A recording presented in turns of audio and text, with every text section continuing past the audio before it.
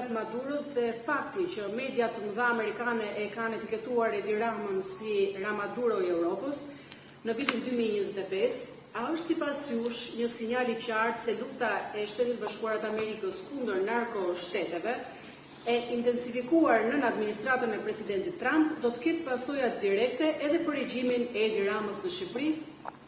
Pa asnjë diskutim që do ketë pasoja direkte për të gjithë narkodiktatorët në botë përfshirë Shqipërinë. Por kjo kërkon mbi të gjitha për të pas efektin e plot që shqiptarët të ngrihen kundër narkodiktatorit të tyre, të ngrenë zërin fuqishëm dhe i kam bindjen më të madhe se mbështetja ndërkombëtare do të jetë e plot për opozitën shqiptare. Alvin Dosku, keni një plan për ngritjen e strukturave të Partisë Demokratike në përrethe, sepse asgjë nuk ekziston, degët janë pa kryetar dhe të kyçura më 11 prill. Edhe një emri? Algen. Algen. Algen. Falenderoj për pyetjen. Pak më ndryshe është situata, ta dini ju do po ju informoj se në të gjitha qarqet janë prej një muaj punojnë koordinatorët dhe vazhdojnë edhe takimet, edhe analizat, edhe mbledhjet. Por jam plotësisht dakord me ty që një punë më e madhe duhet të bëjmë për riorganizimin e Partisë Demokratike dhe ju siguroj se do të bëhet. Nuk do ketë gjë, asgjë s'do mund ta pengojë ne për një riorganizim, ripërtritje të fortë të kësaj partie. E kam theksuar e theksoj, në qoftë se më shtroni pyetjen ku do jetë përqendrimi më i madh i Partisë i Demokratëve, i drejtuesve të Partisë Demokratike do të jetë tek partia, riorganizimi, identifikimi i saj. Mario pyet, doktor Berisha, pyetja ime është, kur do zgjohet tamam opozita, cili është plani i cili zgjon opozitarët? Mos harroni, jemi në 2026-ën, nuk jemi akoma në 2005-2013. Pyetja është e drejtë, vetëm se do kërkoja mirëkuptimin tuaj në një ndryshim themelor midis 2005-2013 dhe këtyre viteve. 2005-2013 Shqipëria ishte një vend demokratik ku pluralizmi funksiononte dhe nuk kishte burgosje politike, ku zgjedhjet nuk ishin fars, por zgjedhjet u zhvilluan dhe në vitin 2009 dhe në 2013 zgjedhjet ishin standardeve ndërkombëtare. Kurse sot Shqipëria është në një narkodiktaturë, në të cilën, siç thonë, 7 rezoluta ndërkombëtare, institucionet përdoren për të shtypur pluralizmin.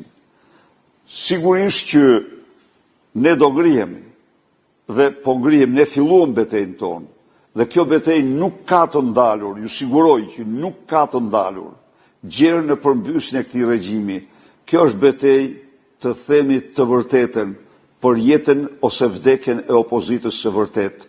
Një opozitë në narkodiktaturë nuk mund të qëndrojë si stoli e regjimit, ajo ka vetëm një mision për mbysjen e regjimit, i cili nuk iken me votë, e faktuar që nuk iken me votë.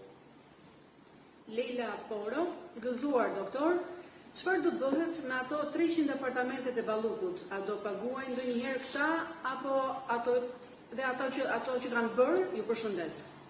Ju falenderoj shumë për pyetjen. Një nga problemet më madhore sot është mosbatimi i ligjit antimafia. Në qoftë se në Shqipëri janë miliarda euro të organizatave kriminale dhe të organizatës kriminale rilinja të qeverisë të investuara, sot janë gjithsej 60 milion të sekuestruara. Ju garantoj se do bëhet gjithçka për zbatimin me zero tolerancë të ligjit antimafia dhe të gjitha asetet do t'i kalojnë do u kalojnë shqiptarve, popullit shqiptar, shoqërisë shqiptare. Leonard Hysa, doktor gëzuar, Rama deklaroi se nuk do të ketë qeveri teknike dhe zgjedhje të parakoshme pasi ka 83 mandate.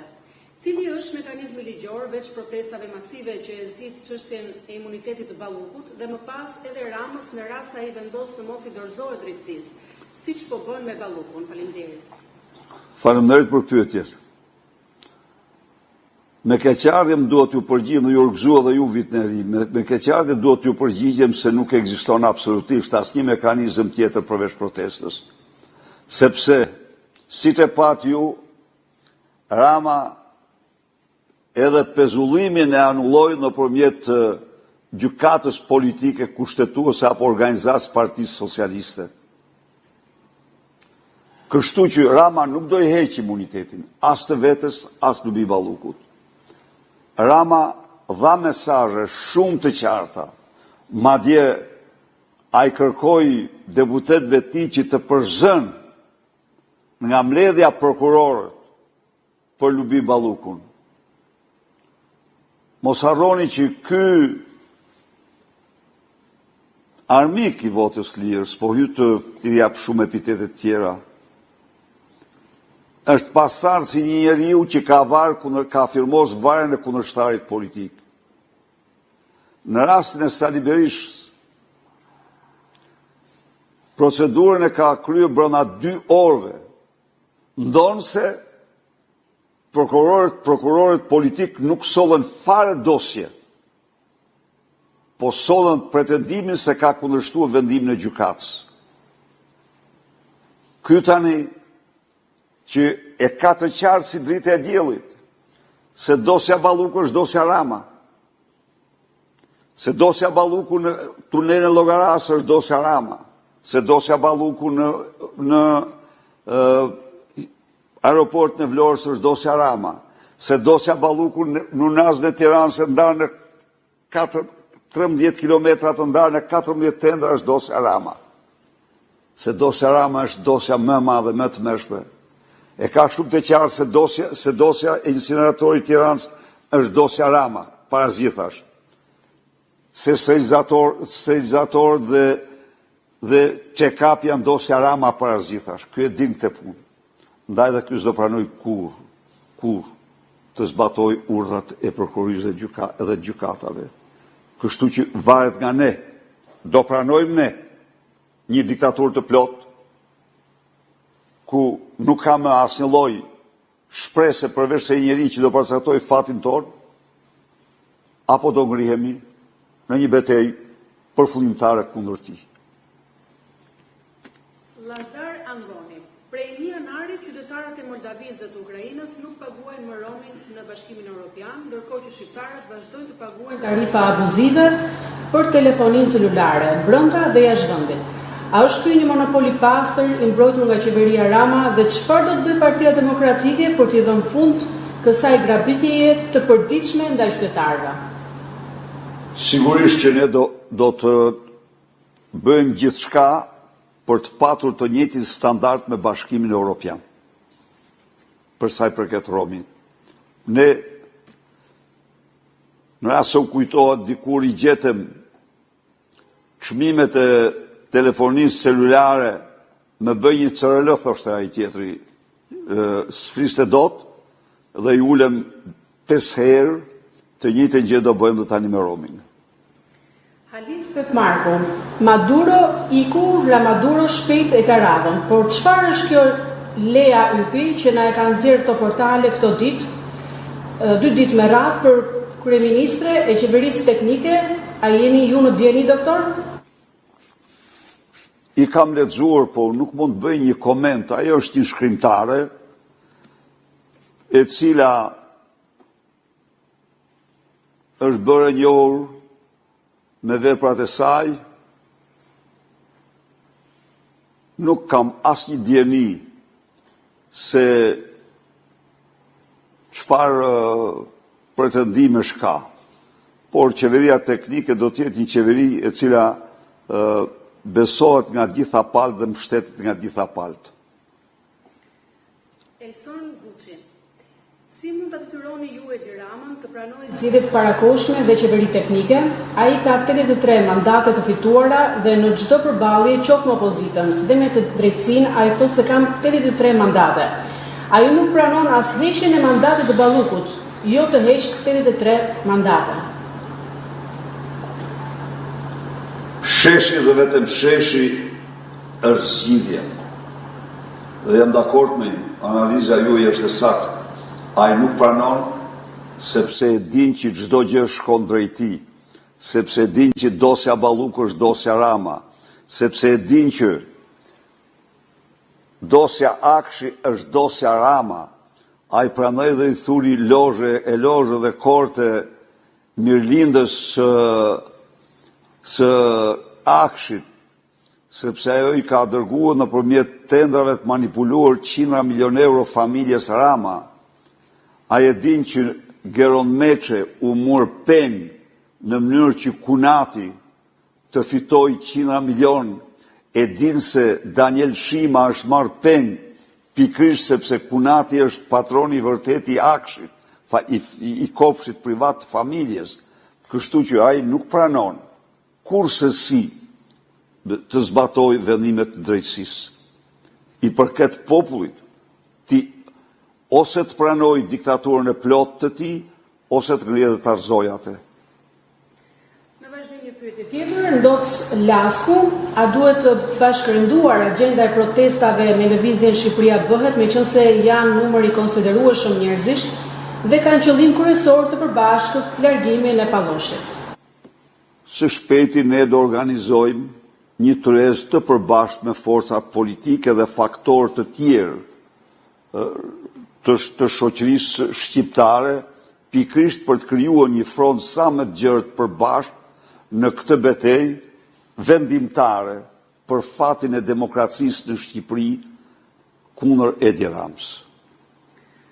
Prel Qosaj pyet, përshëndetje doktor, në Shqipëri duket se janë vjedhur miliarda. Si do bëni t'i rimerrni këto miliarda nga këta hajdut?